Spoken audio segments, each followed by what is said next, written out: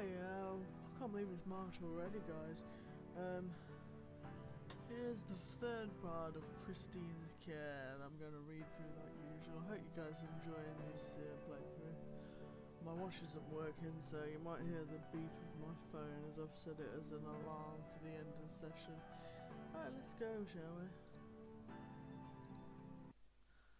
I know it could never be anything lasting, nothing more than a fleeting moment in the grand scheme of things.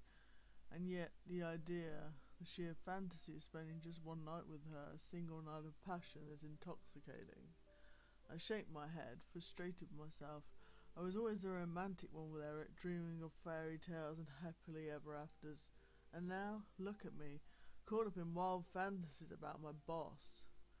What happened to you, Chris? Wake up, snap out of it. This is never going to happen, unfortunately. Not wanting to linger any longer within range of the boss's office, I immediately leave the clinic and traverse through the parking lot. But before I can finish my escape, another surprise quickly cashes up to me. Chris, hold up. Lord help me. I turn around in time to see Donna closing the distance between us at a steady pace. I thought I missed you for a moment there. I know this is last minute, but are you free tonight? Don't think I have anything planned. Why are we... No, tonight I want to invite you for dinner. But I thought, there's nothing wrong with a little dinner between colleagues. Besides, I'd greatly enjoy your company. What do you say? Maybe this is meant to be, just maybe? Yeah, that sounds nice. Excellent. I'll pick you up around 8. Wear something special and I'll see you later. Something special? It's only work, dude. That's red flags, isn't it? I will. Afterwards, Donna resumes a short trek to her vehicle and leaves the parking lot. Once she's out of sight, I toss my purse into my car. Well, this is what you wanted. Only question is, are you ready? For the special affair, I choose to wear a slim little number that does an excellent job of displaying the full length of my legs. Am I trying too hard here? Before I can answer my own question, my phone intervenes with an incoming call. A call from my date. Okay, Chris, you don't know that. Like she said, it could just be a meal between friends and nothing more. But then why did she ask me to wear something special if it's not a date? This revolving door of internal dialogue runs on until the moment I finally answer the call. Yes? You ready? Yup, be down in a moment. Good, I'll be waiting. And indeed she does. As I stroll out the front door and approach her vehicle, I catch sight of Donna's attire. I do all I can not to stare as I claim the seat next to her. She's clad in a figure-hugging white pants that leave little to the imagination, paired with a cropped long-sleeved top in a rich burgundy hue. The top boasts an eye-catching cutout design, horizontal slits that tease tantalising glimpses of the skin.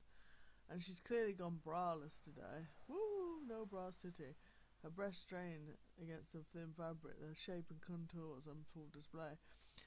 I find my gaze drawn to her chest, my mouth suddenly dry. Love the dress. Thanks, same to you. Wow, shall we? I nod in turn, excited for the evening ahead of us. The venue, as marvellous as it is, gives me pause as we enter through its lavish entryway. How expensive is this place? Very, but don't worry, it's my treat. Thank fucking God. I'm not even sure I could afford an appetizer here. Lantern-like woven light fixtures hang above a serene and romantic setting. Simple, neatly arranged tables are paired with modern blue chairs and soft white curtains gently frame the view of a calm, starlit ocean. The ambience is enhanced by blooming flowers lining the railings, creating an inviting outdoor dining experience. I'm guessing you've never been here before. No, I've never heard of this place. My husband and I discovered it a few years back. It was one of our favourites. Come, our table awaits. The waiter leads us to a table for two reserved in Don's name.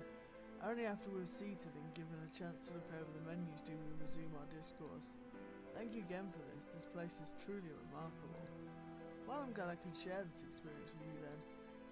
Our glasses are soon filled with a lovely blend of champagne before the bottle is placed back into its chilled receptacle. Donna claims her half-full glass and raises it before me. A toast. I quickly accompany her in the act, eager to learn the cause of our celebration. To the friends we have taken for granted, may we realise just how important they are in our lives and treat them with the love and respect they deserve. Cheers. Cheers. The toast is finished, Kampai, and soon we sample our fair portion of champagne before placing the expensive glassware back upon the table. I want you to thank you again, Chris, for everything that you've done for me. You're welcome. Donna, I have a question to ask you. Go ahead. Am I here because your husband didn't want to come? The boldness of my question catches her off guard, but she quickly regains control of herself before answering. We had a fight yesterday, and by the end of it, he made clear he wasn't coming here today with me. I was going to cancel the reservation, but then I thought, fuck him. If he doesn't want to enjoy a wonderful meal in my company, then so be it. I'm sorry, Donna. It's in the past, and I'd rather not think about it anymore. That should be my cue to drop the subject entirely, but of course I have to know. Is everything okay at home? No, it's not. Today is our anniversary, and last night I wanted to have a little fun. Is that so much to ask for? You know how long it's been. 6 months without so much as a peck on the cheek, so no, things are not okay, Christine. Is that what you want to hear? By the end of her tirade, it feels as if the entire restaurant is listening in on Donna's lack of fun behind closed doors. I'm sorry, oh, fuck me. Soon the restaurant returns to normal as the guests resume their private little conversations, yet Donna sits before me with her head in her palm. Comfort her. Donna, I should apologise, I didn't know, and I know that sex isn't everything. I mean, it's important, but surely there must be other things in a relationship that are going well. I just don't understand what I'm doing wrong. I don't get why you can't stand to look at me anymore. I just don't get any of it. Yeah, I don't get it either. I can't stop staring at you right now, Donna. And to think there's someone out there so lucky, someone who has you always by his side and doesn't appreciate it. Life really isn't fair, is it? I clench my fists, forcing the thoughts to stay locked in my head where they belong. Thank goodness I didn't just stay and say that out loud. Now in better spirits, to return to our meal, enjoying every bite in silence before Donna lays down her fork. Chris, I have a favour to ask of you. Of course, you need only ask. I'm tired of not knowing whether I can trust my husband or not, so I was thinking, what if you were to seduce him? The proposition, needless to say, leaves me utterly speechless. I know it sounds crazy, but he's never seen you before, and there's no one else I can ask of this. Donna, I want to help, but I can't do this. I care about you, and hitting on your husband just doesn't feel right. Chris, you're an incredibly beautiful woman, and if he can resist flirting with you, then I finally know the truth. No more late nights in the car and stakeouts, no more doubts when we question if any of this is right or wrong. Please, Chris, I need you. Please help me. But I'm like, what, half his age? How interesting can I be to him? We're too different. First of all, I asked you to seduce him, not marry him, ahem. And second, do you really want me to say it again? Christine, you're one of the most beautiful women I've seen. If he can resist you, I know the reason our marriage has fallen apart is not him having an affair. As much as I hate the idea and how it sits like stone in my stomach, the look of worry and exhaustion on Donna's face troubles me even more. And so, I do what any friend would do. I choose to help. Alright, I'll do it just for you. Thank you, it means a lot to me. She said I'm beautiful twice. Oh God, I can't believe it. Are you alright? Oh, yes. Let's just not think about it for the rest of the night, shall we? Deal, let's make another toast. And so the night continues until it's time to get back home. Donna makes sure I reach my apartment since I might have had drunk a bit too much, mainly to forget the absurd plan that she asked me to be a part of. Seduce her husband, I want you, Donna, but maybe this could be a turning point for us. The Choice, Chapter 5. I shall save here. Boop, boop. Upon my arrival at the clinic the following day, I immediately found myself with a meeting that is about to take place, and at long last I step out of my car, only to find the company of another familiar face. Morning, Christine. Morning. I wanted to ask, how is it going with Hannah? Great, things are going quite well. I'm glad to hear that. I nod in turn, intending to make my way toward the parking lot exit. Chris, I want to ask you about something. Yes, remembering where I am, I quickly scan my surroundings before resuming in a hushed tone as we begin walking side by side. Is this about your husband? No, well, I've learned nothing new here. There. Are you still planning on, Donna scratches her forehead and lets the question pass without an answer. Perhaps she doesn't want to talk about that here. What I actually wanted to ask you was, is everything alright between you and Marlon? Yeah, it's just not quite working out between us is all. What happened last week, she was singing your praise, and then out of the blue, you call up saying you don't want to be assigned to her anymore. And I'm sorry to bring it up like this, Donna. I know it's unprofessional of me, and I swear it won't ever happen again. You have my word on that. I hate to press this, but if it's something serious that can affect the company, I need to know. Now just tell me, is it serious? No, it's a personal issue, nothing more. I'm not going to lie. I don't know like how vague you're being with the matter at hand. I know it's not fair or helpful at all, but I assure you it's nothing detrimental. All I'll say is that she fooled me, that's it. What do you mean she fooled you? I can see there's no way of avoiding the subject, so it's time to be fully honest with her. Donna, this is all new to me, the way I feel about... I gestured vaguely towards her, making her arch an eyebrow and curiosity. Women, I've never been with one before, but now it's different. The thought it stirs something in me. There's nothing wrong with that. But how does this involve Marlon? Her voice has a note of suspicion. Is she jealous? Or is she simply worried about anything that might affect her career? I decided to come clean and tell her about my encounter with Marlon at the arena. And then I saw her kissing another woman. After that, I ran. Poor Chris, I'm sorry. She reaches up as if to stroke my cheek, but stops before her hand touches my skin. Remember where we are, outside the clinic. Are you upset with me? Why would I be? You and Marlon are both grown-ups. You can do whatever you want in your free time. What concerns me is the clinic, keeping things professional. I shouldn't have. Chris, I know exactly what kind of woman Marlon is. She saw you and thought, here's a pretty delicate and easy target to conquer. Yeah, I feel like an idiot. Don't beat yourself up, dear, although I will say I told you so. Ha, yeah, you did. I guess I should have listened. You weren't going to listen to me no matter what I said. It's alright. I was the same way at your age, and I'll admit it, I miss those days sometimes. Don't get me wrong, despite everything that's going on, I do love my husband. But there are still days when I find myself missing the dorm days. I think we can both agree. There's no better lover than a woman. Alright. Okay. Donna looks at me and gives me an unmistakable wink. Don't worry, dear, I won't tell anyone. Thank you. Thank you for telling me. I know it couldn't have been easier, and I'll look into passing Marlon on to someone else. Thank you again. Don't mention it here, you look like you need a hug. The offer is one I can't pass up. I quickly wrap my arms around her. The moment feels special. It's kind that solidifies bonds and strengthens friendships as well as other sorts of relationships. I don't know what comes over me, nor what makes me think it is even a good idea, but the way she looks at me, I'm about to let go, compels me to kiss her cheek. I suppose I thought it would be nothing more than a harmless gesture, but I'm quickly corrected as Donna instinctively pulls free from my grasp. Christine, what are you thinking? That is completely inappropriate here. I'm sorry. At work, I'm still your boss, and there are standards that must be maintained while you're here. And am I clear? I nod with such haste that I think I'm about to strain my neck. Good. Now let us get to work. Make sure your situation is resolved today peacefully. And with that, the rest of our walk towards the clinic continues without a single word uttered between us. I'm thankful she understands, at least partially. But I'm going through what I'm going through, but to say I'm still nervous would be an understatement. Shortly after, Donna proceeds to her office while I put away my belongings in the locker room, dreading every second that passes by. Each agonising second ticking away the signals of imminent arrival, what I can only imagine to be a very disgruntled client.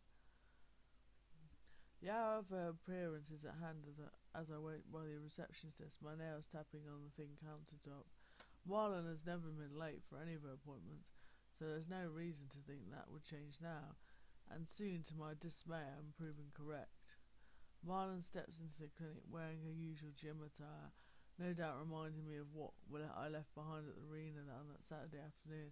Spotting me within seconds, Marlon makes her reservations about how she feels as she crosses the room. Hello, Christine. Hello, Marlon. How are you? Peachy. Just peachy. Oh, this is not going to go well. Well, shall we? I gesture for her to follow my lead, and she reluctantly obliges. The short trek between the front desk and our private room makes me feel like I'm an inmate walking on death row with a guard in tow behind me. What awaits me Once the door is shut, runs rampant in my thoughts. I conjure up a multitude of scenarios, many involving an angry MMA fighter letting loose. Then the moment of truth arrives, and the door, my only means of escape, clicks shut behind us. Okay, here we go. Marlon, I just want to say that what happened on Saturday was... If it's all the same to you, Doc, I'd rather get started with my exercises. Well, alright, let's begin. Stepping into the recreation centre, Marla and I proceed with her routine as usual, only this time she makes it abundantly exactly clear where we stand. Every movement, every exercise is done with such passive-aggressive edge that I'm certain she'd slap my hand away if I offered to help. As uncomfortable as it is, I'd rather she refused to speak to me than launch into a tirade, especially with all my co-workers nearby. The hour finally comes to a close as we head back towards our isolated resting area. With the session over, I'm eager to hand her an ice pack and conclude our time together. I give her my assessment of her progress and discuss what to expect at her next visit. Then I arrive from my seat ready to make my exit, but before I can leave, Marlon quickly grabs my hold of my arm. You and I aren't done yet. My attempt to flee the room is foiled, and I soon oblige my client as she turns me around, ensuring I can't look away. What you did on Saturday, for that alone, I have every right to be pissed at you, or at least I should be. Her words spark something in me, and before I know what I'm doing, I snap back in turn. And I should be even more pissed about you and Stacey. What? You think I didn't notice how long you were gone? Or that I somehow missed you with your tongues down each other's throats? Then why aren't you? Do you love her? Stacey, yes. I did once, long ago, but me and her are through, no more. Then stop. For me to leave, I will. Tell her to leave. Bugger off, Marlon. My heart and my mind are in direct conflict, but in the end there's only one choice I can afford to take. I want you to leave. The look of disappointment and even shock is evident on her face. However, it is soon replaced with a determined look I know far too well. Really? Really, stop it. Don't say that. Too late. There in the threshold is Donna, about to enter the room. A room that is supposed to be vacant given that Marlon's session has technically ended over 5 minutes ago. Donna raises her gaze from the folder in her hand and immediately freezes upon seeing our awkward state as we stand across from one another. Marlon and I have successfully broken ourselves loose from our entanglement, but the act of what we have done is clear as day upon my face. Is everything alright here? Yes, everything's perfect as usual. This one is a keeper. I'm glad she's living up to her expectations. Oh, indeed she is. Well, Marlon fetches her cane off from the bed. I should be heading off. I'll see you again next week, Doc. And just like that, Marlon departs from the room, leaving me alone with my boss, who's clearly not impressed. Donna checks the length of the hall before she shuts the door and turns her gaze back on me. What did I tell you this morning? Donna, it's not what you think. Before I can finish pleading my case, Donna simply raises her hand and waits my silence. We'll discuss this outside. Parking lot, 10 minutes. I nod in obedience, not wanting to fan the flames any further. A cold stare comes my way before Donna composes herself and leaves the room. Jesus Christ, Christine, when will this shit end? How may I help you? I'm here to see Miss Adams. Oh God, not another one. She's in there. Wait, was that Liz's voice? As I turn, Liz steps into the room. Her face is tense, her usually soft features hardened by a mix of worry and hesitation. Her gaze locks onto me, searching as if looking for reassurance that everything's okay. I notice her hands gripping the fabric of her dress, fingers clenched tightly as though she's trying to steady herself. Liz, what are you doing here? I overheard your conversation. What? I was outside listening. I'm sorry. Please don't tell Marlon. I won't, but why were you listening? I was worried about Stacey. Liz's voice is quiet, almost fragile, as if saying Stacey's name alone brings back a flood of painful memories. Her eyes drop to the floor, and I can sense the shame she feels in admitting she was eavesdropping. Her eyes start watering, a glossy sheen forming over them as she tries to hold back the tears. She blinks rapidly, as if willing them away, but a single tear escapes trailing down her cheek. Do you want to tell me what's going on? Liz hesitates, biting her lip as if weighing whether or not to confide in me. and taking a shaky breath, she finally speaks. Stacy and I, we used to hang out with the same group of people. She used to bully me. Marlon stood up for me, helped me through it. Interesting. So Marlon really does care about Liz. Marlon told me about what happened with you at the fight, but she didn't mention Stacy. That's what worried me. She never keeps secrets from me. Liz's voice is barely above a whisper, heavy with concern and a hint of fear. Look, Liz, I don't really know what to say. I reach out, placing a gentle hand on her shoulder, hoping to offer her some semblance of comfort. Liz looks up, her eyes filled with uncertainty, and for a brief moment I see how much she relies on Marlon, how deeply intertwined their lives are.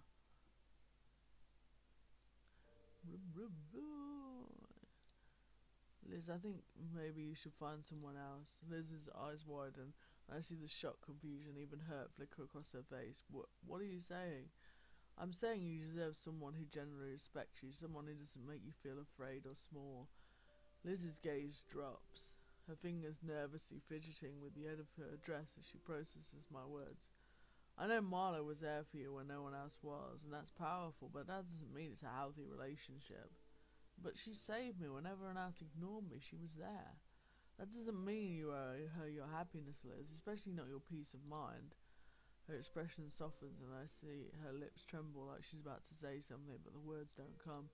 You deserve someone who lifts you up, not someone who makes you feel you're only worth as much as they allow. As you wish. Woo! Liz falls silent, a distant look in her eyes as my words sink in. Part of her seems to understand, but I know it'll take time for her to fully accept it. I'm just looking at these stats.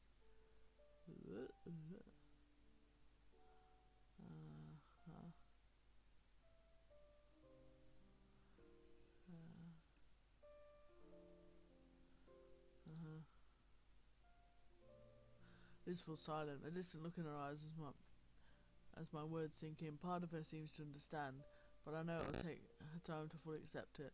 Just think about it, okay? You're worth more than you know. Would you like a hug? A hug. She nods slightly, and I move in, wrapping my arms around her. For a few seconds we stay like this, and I wonder if she's crying again. I hope not. After a moment she pulls away and looks up with me with those big puppy-like eyes. You're a good person, Christine. I need to find Marlon. Thank you, bye. Take care, Liz.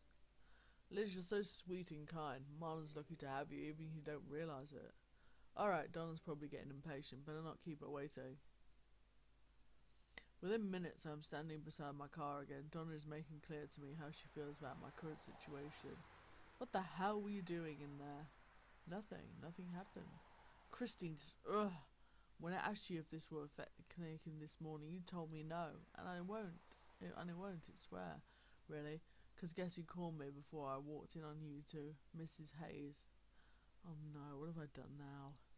Mrs. Hayes being brought up is a topic I'm entirely unprepared to deal with. That's right, and I think you can take a guess as to what she had me tell me this fine morning. Donna, I apologise for the noise me and Hannah made yesterday evening.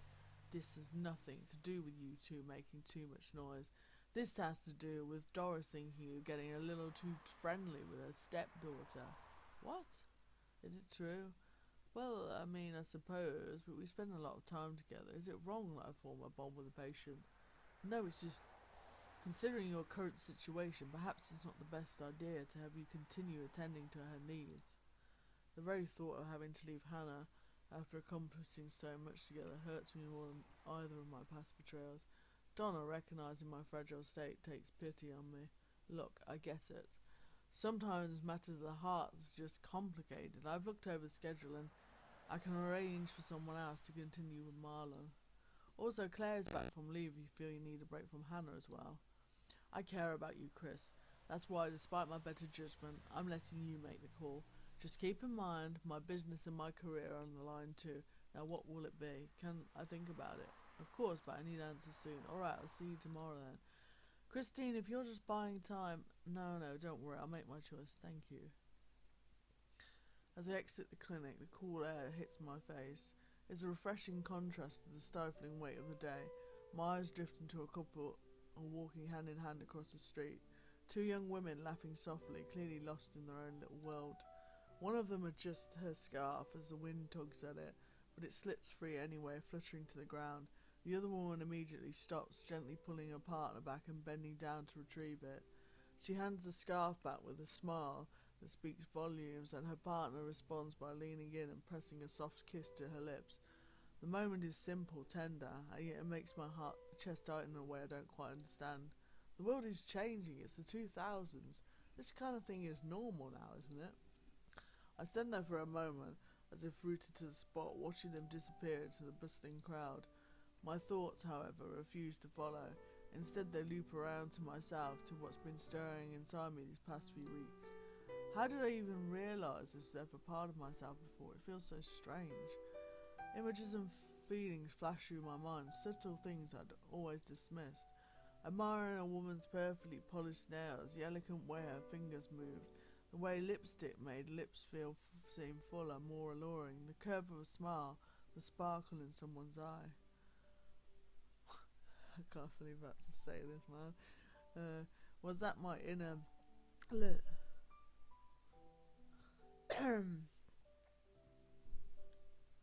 Okay. Yeah. Was that my inner lesbian scream at me all along and I just ignored it? My thoughts shift, landing on Eric like a weight dropping in water. I was never happy with him, not really. I'd always blamed it on his selfishness, his inability to understand me. But now I wonder, what if it wasn't just him? What if the real problem was something deeper? No, stop. Eric was a jerk, that much is true, but... Then there's Hannah, sweet, sharp-tongued Hannah. She stirs feelings in me I never thought I'd have for another woman. When I'm with her, I want to hold her close, to bury my face in her hair, to listen to her endless witty remarks. Every second spent near her feels like something warm and comforting, something real. And Marlon. Marlon is an entirely different story. Yeah, I don't like Marlon. She's bold, unapologetic, and brimming with raw energy I can't ignore. I should be angry at her, and sometimes I am. For the moment she's near, it's like I lose all sense of control. My resolve melts away, leaving me helpless to her charm, like an ice cream I left out in the sun. Right, great analogy. And last not least, Liz. Liz is different. I don't know her well, not yet. There's something about her, something fragile, like glass that glimmers in the sunlight. She seems so precious, so delicate. I can't help but feel the urge to protect her, to shield her from whatever storms might come her way. How do they do this to me? I shake my head, letting out a soft sigh. I don't have the answers yet, but one thing is becoming clearer with every passing day. I've been hiding from myself for far too long, and maybe it's time to stop. I spend the rest of the evening lost in thought, replaying Donna's words over and over. I've never felt this torn about a decision before. To clear my head, I sit down with a notebook and start to write, letting my thoughts spill onto the page and hoping it will guide me towards the right answer. Alright, the first question I need to ask myself is, what do I truly want in a relationship? Because if I'm honest, I have feelings for Hannah, Marlon, and maybe even Liz. And, yeah, I want to explore new things. It's surprising, but being around Marlon feels like stepping into the unknown. She's intense and predictable, a spark that's both thrilling and dangerous. I'm drawn to her and I can't explain why.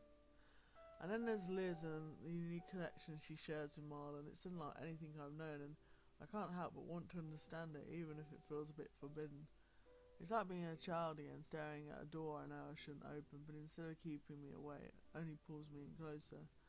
Each one poses a different challenge. Who do I feel more driven to help? I want to help Hannah. It's clear to me, more than anything, I'd like to see Hannah regain her ability to walk. I know the odds are in her favour. The exams are playing about the difficulty faces. She would almost need a miracle. But the slightest hint of possibility fills me with a hope I want to share with her. It's a hope I feel deeply, a connection that goes beyond what I can put into words. And even if I'm feeling unrealistic and she's never able to walk again, maybe I can at least help her realise life isn't over just because she's bound to a wheelchair. She can still be happy and fulfilled. I want to show her that. Claire is a skilled nurse too, of course, but there's something about my bond with Hannah that feels uniquely supportive. I believe I can help her more than anyone else could. What am I willing to risk for each of them?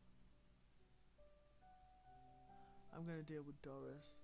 There's no denying it. One of Hannah's biggest struggles right now is her stepmother Doris. There's always such tension between them. If Doris could be more supportive and truly see what Hannah is going through, it could make a world of difference. Getting her to be more present, to actually understand the daily battles Hannah faces, that could change everything for Hannah. It won't be easy, but I believe having Doris see this could lift a weight off Hannah's shoulders. I stare at my notes so far. I'm pretty satisfied with them. I was right. This is a good way to make my choice. Now, those were the pros. What about the cons?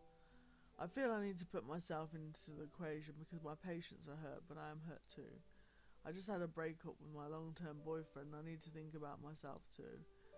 Could I handle being hurt in the process? Because if I break down, I can't help anyone. I've been Hannah, I might risk a heartbreak. What if, despite everything I do, Hannah never walks again? I'd have to watch her face that loss, and that would be devastating even for me. Am I ready for that kind of emotional strain, especially when I'm still trying to heal myself? Honestly, I don't know. I sigh, looking at the note I just jotted down. As much as I want to follow my heart, I now have to think objectively if I want this to work. It feels like I'm uncovering a part of myself I didn't know, but Donna was clear. Her job is on the line. I don't want to risk my own job or hurt Donna's career either. What could be a potential consequence of choosing each patient? Hannah's father might cut funds to the hospital. Hannah's father is almost certainly a major donor for the hospital. The way Donna treads lightly whenever his name comes up makes that clear. If he decides to pull out his support, it would be a significant financial hit to the clinic. As much as I hate to think in terms of finances, it's a real concern I can't ignore. I yawn, glancing at the clock. It's late. I need to get to bed. The last thing I need is to be late for work tomorrow. As I think over my notes again, it's pretty clear that Marla and Liz are the right choice. I feel a pang of guilt for Hannah, but maybe Claire can help her better than I can, especially with her more professional detachment. Oh God, what am I getting myself into? The next day, Donna calls me about her plan to lay a trap for her husband. She convinces me to wear the same dress I wore back at the Swan, and admittedly, her request does not help my unsettled stomach.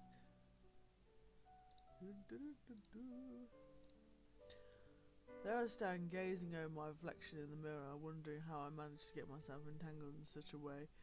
Am I doomed to be caught up in a perpetual wheel of constant drama? My phone begins to ring, and without looking, I already know who it is. Hi, I'm almost ready. Good, and Chris, thank you. This means a lot to me. I'll see you in a few minutes. See you soon. The terse exchange carries so much weight that I can barely endure it, and to think my night has barely begun. The drive to our destination is filled to the brim with tension so palatable that I can hardly stand to glance upon my reflection in the windshield. It stares back at me, eyes critically judging every move I make and every thought that passes through my head. I hate it, and at times want to tell Donna to stop the car and let me out, but I never do it. I never say the words, and so we ride in silence, absolute silence. To my surprise, I come to realise that we had at some point taken a different turn. This route isn't our usual one. Soon we're heading in a completely different direction altogether. With my curiosity piqued, I finally muster the courage to speak. Where are we going? To the clubs. I figured out my pussy's password and looked over his messages. He may have plans to go to a place called Six is the Nines tonight. Why didn't you tell me this? I'm telling you now. Okay, yeah. You're right, I should have said something. I just have a lot on my mind now that it's all... Is he meeting anyone else there? I don't think so. His friend Alice changed her mind, but he said he was going anyway. Don't worry, it should just be him. A reassurance is little to calm my nerves, although to be frank, it doesn't matter where this is taking place. In a club or in that ultimate sports bar, it is the act of what I'm about to do that bothers me the most. The club district soon comes into view with its abundance of ridiculous names and overuse of neon lights and bold yet slim letterboards hanging above their doors. A few minutes and a couple of turns later, we're parked around the corner from Sixes and Nines. Here, take this. Donna retrieves a pair of wireless earpieces, handing one of them to me while she adjusts her own. Where did you get these? Honey, please, when you have the funds, you do things properly. Jesus Christ, this is already getting out of hand. Now I have to deal with her husband while listening to her speak as well. Alright, we'll do a quick test before you go in. These should work, however, and I'll be able to guide you once you're inside. Guide me? Yes. Did you think I was going to leave you in there alone to fend for yourself? We're in this together. Her encouragement reminds me why I'm here to begin with. If you want it, fight for it. And with my nerves temporarily eased, I step out of the vehicle and make my way towards the entrance of the club. Thankfully, our test with the cover earpieces proceeds without any fault or delay as I enter the club. And even with the loud bass of the speakers accompanying the dance floor, I can still hear Donna as if she's standing right next to me. Alright, do you see him? Not yet. I peruse through the joints as carefully as I can, not wanting to accidentally stumble into her husband without seeing what he's up to first. Like most clubs, especially on Friday night, the place is packed and I have no choice but to shoulder my way through the crowd. Getting nowhere with my search, I soon set my sight on the bar ahead, figuring my luck can only improve from now on, and indeed it does. There, seated near the end of the bar, is the man I'm looking for, Jason. Up close, he's actually a rather attractive man, one who's managed to keep off most of the way through the usual drinking habits we normally bring about. Alright, I see him, he's sitting in the bar. Is he with anyone? No. Okay, I'll be here with you every step of the way, and I'll go to him. The moment of truth has arrived, and my nerves are practically screaming, begging me to turn around and leave. But I'm here to fight for what I want most, and so I commence with the trap, and claim a seat next to the target. Well, hello there. How did I miss someone like you until now? I just arrived. Asked for a drink. You going to leave a girl hanging here without a drink? Perfect. My apologies. I'll get another whiskey. And what will the lady have? Make him guess if that's that. You look like an expert. Why don't you tell me? Jason turns and smiles. Start off with sex on the beach. Of course he would. So you come here often? As often as I can. Is he wearing his ring? I take a quick gander at his hand and indeed spot the ring in question. I see you're married. I am. Keep going, you're almost there. Although you seem like a man and still knows to have a little fun. I used to know once, but perhaps you can remind me. Yeah, Jason finishes off what reminds me of his glass as the bartender comes around with the next round. I can tell by the way he's struggling to price some pasties from his wallet that he's had a few drinks already. This isn't right, for all I know, he won. Not I've ever said 6 words when he's sober. That's son of a bitch. Whether or not this is proper evidence, I'm not so sure of it yet, but I know for sure that what will happen if I don't get Donna to calm down. Will you excuse me for a moment? I'll be right back. Don't go anywhere. You I'd wait all night. I step away from the bar and cut a direct path to the nearest bathroom. Fucking prick, I'm gonna kill him. Donna, keep it together. I rush myself into the nearest store and shut the door. I don't want to look like I'm talking to myself if anyone sees me. I'm coming in. Donna, wait, think about it. He's clearly had a few drinks already. For all we know, he's just being a little friendly. This isn't proof of anything yet, and you know it. I don't think so. Donna, you know how I never hold back at work, right? Whatever takes to work, I tell you all. Oh, right, you're wrong. I can't be sure. Alright, you might be right. Alright. Thank God. Can you please stop this thing now? And I need you to keep flirting with me. Donna, I don't know. Please, Chris, I need to. Please just have me here. Fine, I'll go back. You need to promise me that no matter what happens, you won't set one foot in this club. Now promise me. I promise. With the dragon finally held at bay, I try my best to ease my stomach with slow and precise breaths before I return to the bar. Ah, there you are. I thought you'd lost you for a moment there. I was just touching up my makeup is all. Ah, girls pretty as you don't need any makeup. Thank you, not so bad looking yourself. Be direct, see what he says. Here goes nothing. I lean in close to Jason's ear and do my best impression of what I think a sexy voice is supposed to sound like. How about you and I finish up the beer? I would like that very much. There, it's done. I smile coyly as I slowly remove my hand from his thigh. However, Donna's breathing on me there, and the line tells me exactly what's about to happen. I look up at Jason, and my sudden change of countenance surely gives away that something isn't right. What's wrong? I'm sorry. Hoping to intercept her, I turn to make to leave the bar. Unfortunately, I find I'm already too late to stop the dog. Fucking lying piece of shit. Cutting through the blank speakers like a razor. Donna left loose a fuming tirade upon her husband, who, upon realising what I've done, is trying all he can to think of to appease his wife. Honey, let me explain. No, I heard every goddamn word you said to her. Donna, what? By now, a large audience has encircled the three of us to watch this evening's bout of entertainment. It's done now. Let's just go. The look she gives me, as short as it is something I can only read as jealousy. Fine, and Jason, we're done. Expect to hear from my lawyer soon concerning our divorce. Honey, come on.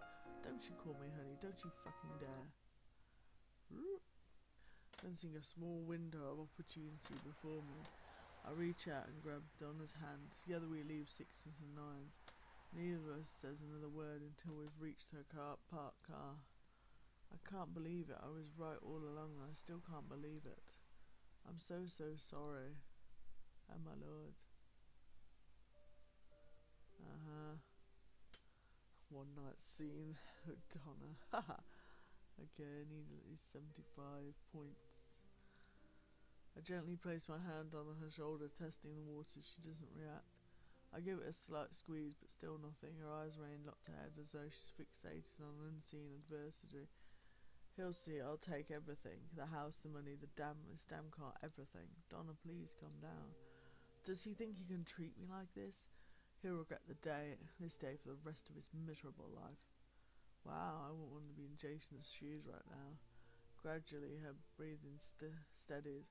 She turns to me, her eyes still wet with tears. I'm sorry you had to see me like this. Let me take you home, if you're sure. Christine, I need to focus on my career right now. I hope you can understand, of course. Poor Donna, she looks so defeated. I wish I could comfort her, but I have to respect her decision. The drive back is wrapped in silence. When we reach my apartment, she stops the car and says, almost detached, see you at work tomorrow. See you, boss. Oh, and Chris, I need your answer about Hannah and Marlon soon. Understood, boss. As I walk back to my apartment, a sense of finality washes over me. This is likely the last time we'll share such an intimate moment.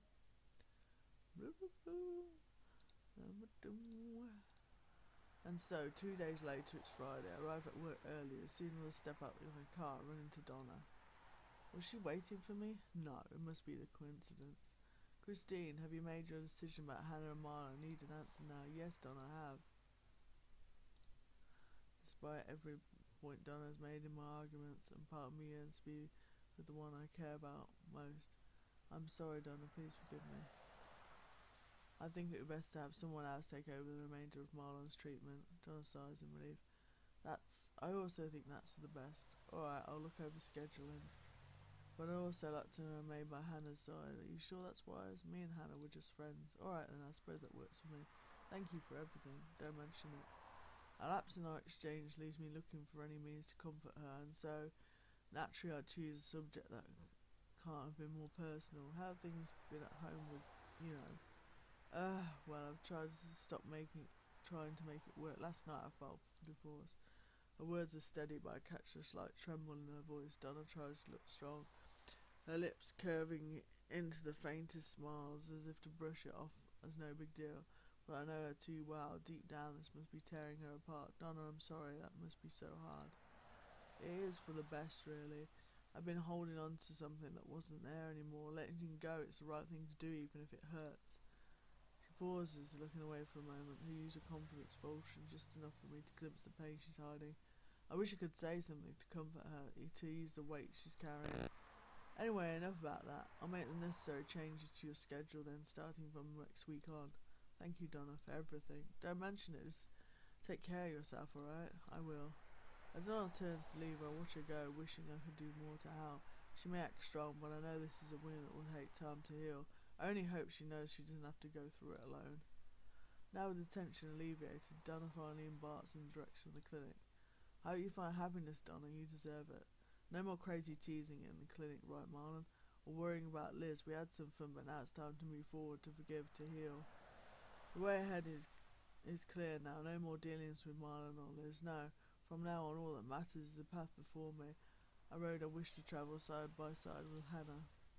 The past. Hannah's route.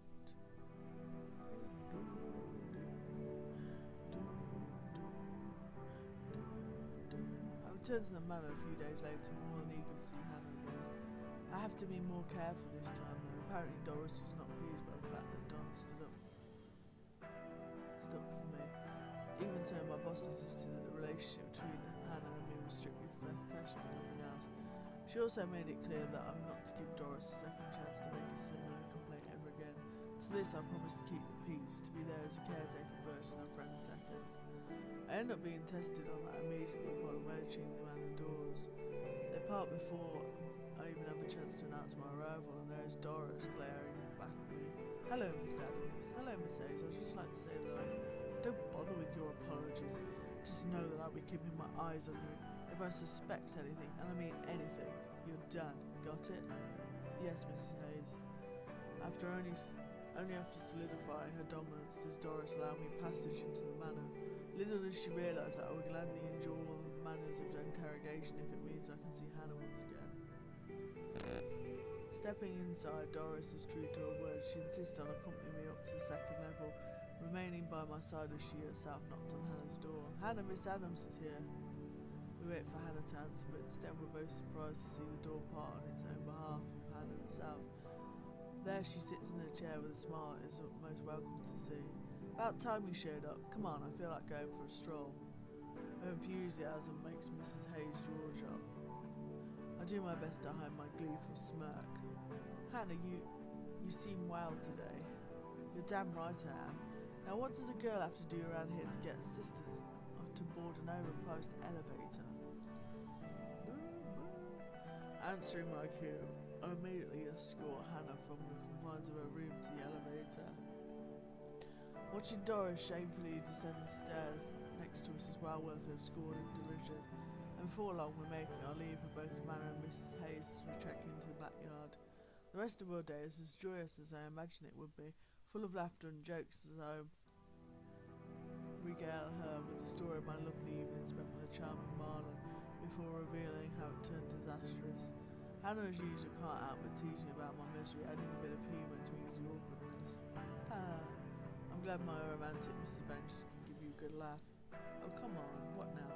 There's nothing romantic about that. How could you do it? You promised not to judge if I told you the truth. I only promised it because I didn't expect it to be about that.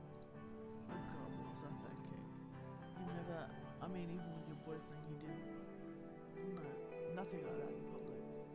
So it was your first time and that girl's so built you couldn't say no, huh? That's not exactly it, Hannah. I was actually excited by the idea, but maybe it's best that I keep that part to myself. Hannah puffs up her chest, imitating a gorilla. Too late, I'm committed to it now. It's easy talking to her like no time has passed between us, and for a moment everything feels simple. Of course, our time spent together is never truly alone, as Mrs. Hayes tries to sneak glimpses into our affairs from behind the curtains now and again.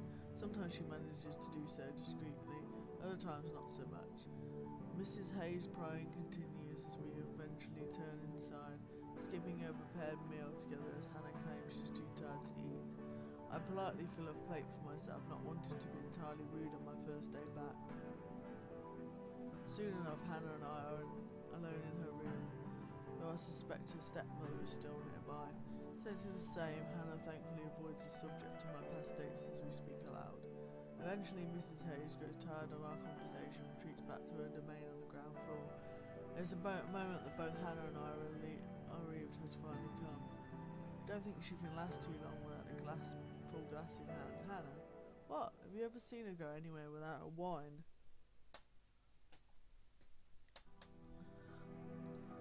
As much as I want to answer no, I can't recall a time when Mrs. Hayes didn't indulge in her preferred drink of choice. Realising this, all I can do is shake my head and chuckle. Hannah laughs and smiles along with me. When it's settled, my stepmom was an unofficial wine sampler and sommelier. You say so. Finishing my meal, I set the plate aside on a nearby counter where a lovely picture of Hannah rests. Oh God. It is a photograph showing the beautiful woman as she was before the accident. I retrieve the photo and compare my client to her former self. How old is this photo? Hannah stops laughing and I turn the photograph in her direction. I don't know, maybe 2 years old. The woman in the photo is clearly into the punk lifestyle, wearing tight-ripped clothing and exuding confidence. Should have guessed you were into the whole punk scene. You look like a whole living person here. That's because I was. The snapping remark reminds me of how sensitive the subject is and how it will be for some time still. I'm sorry, Hannah, I didn't mean to dredge up the past. Forgive me, I just pretend I never saw this. No, it's alright, you're right.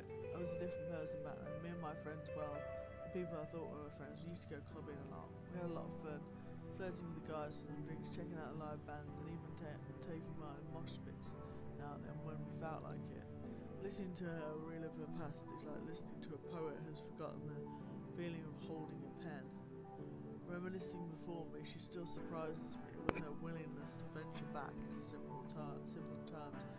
There's no doubt that she wants you use of her legs again, but as for the rest, I think she's moved beyond all of that. You must have been a force of nature back then, Hannah. As I listen to her regale her party days, I can't help but wish I could have been a part of it. What? Why are you looking at me like that? I just think you've lived a really cool life, is all. Used to, you mean? No, I don't. My life is still cool. Yeah, crippled at the age of 22, still living with my father in an obnoxious wine-drinking stepmom. Doesn't get much better than that. I'm being serious. The tone of my statement for once leaves Hannah speechless. You don't give yourself enough credit, Hannah. You're strong, funny, intelligent, and even what happened, you still haven't lost any of that. That's what I see.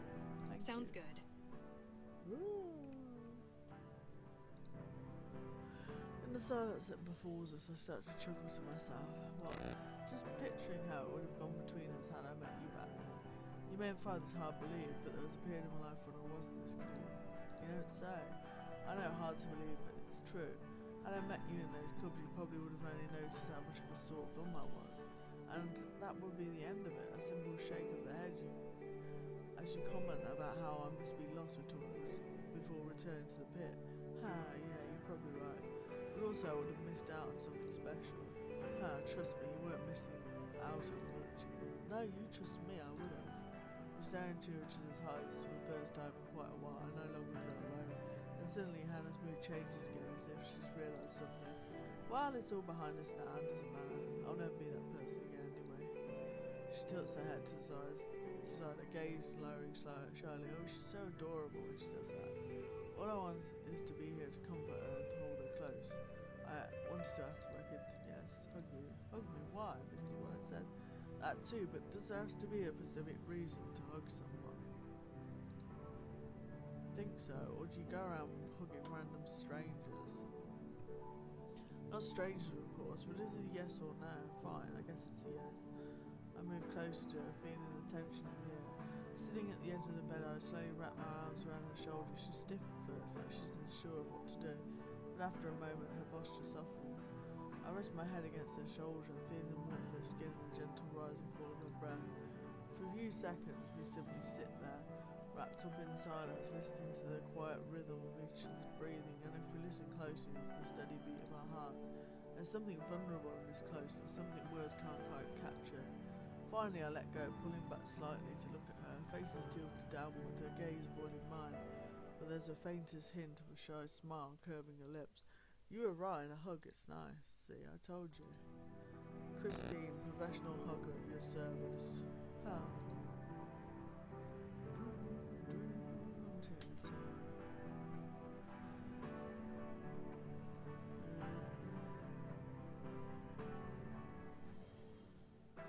Only got a few minutes left. I pause for a moment, captivated by her eyes. They're stunning, but now I notice something I hadn't before. A subtle yet striking detail. What? Your eyes, you have heterochromia. Yeah. A little souvenir from a car accident. Oh, I see, now that you mention it, I remember reading that in your file. At first it felt strange, my natural eye colour is light blue. Such a beautiful light blue, and I could stare at it forever. Now I'm not sure how I feel about it anymore. I think it's artistic. Artistic? Yeah, who wants two eyes of the same colour? That's so dull. Real artists have different coloured eyes. Oh, stop it. I'm serious, it makes you unique in the best way possible. really think so? I reached the small mirror in the nightstand and hauled it up so she can see herself. Look at you, Hannah, the artist extraordinaire. I approve. Yeah. You might be right. This does give me a mysterious, creative vibe. Exactly, own it. Maybe I should tint my hair to match my eye colours. Sure, if you want Doris to chase me out of the house. I can already hear, Christine, you've corrupted Hannah with your wild, rebellious ideas. Right? She blamed me for everything, but hey, worth it. We both laugh, the sound light and carefree, filling the room with a moment of shared joy. The laughs fade shortly after. I embrace her again and she accepts it, offering much less resistance than before. Then we simply lie there for God knows how long, hugged to one another. Our journey into the past takes more out of us than we both realise, and even though it is challenging, I'm proud of her all the same for sharing it with me. You're so much stronger than you realise, Hannah, and I swear that I will do whatever it takes to remind you of that every single day. Who knows how it all would have gone if we had met under different circumstances. All I know for sure is that I wouldn't want to go through this life without you in it. I remain with her late into the evening, and once she is fast asleep, I carefully slip free of her arms. She looks to be in absolute peace, and that is a moment I do not want to take away from her. And so I grab my plate, look over the photograph one last time, and leave the room. My kind of music, Hannah's route. Oh my god. It's gonna go off in 1 minute. Countdown. Countdown to the end of the session. I'm gonna get a new watch soon. Well, I have got a watch in one of my bags at my mum's house. And I'm going to get that because my watch is kind of stopped. The one that I use regularly. Oh my god. My god.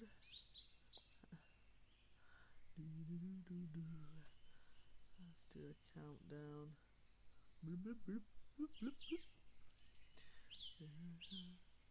Nice bird sounds in the distance.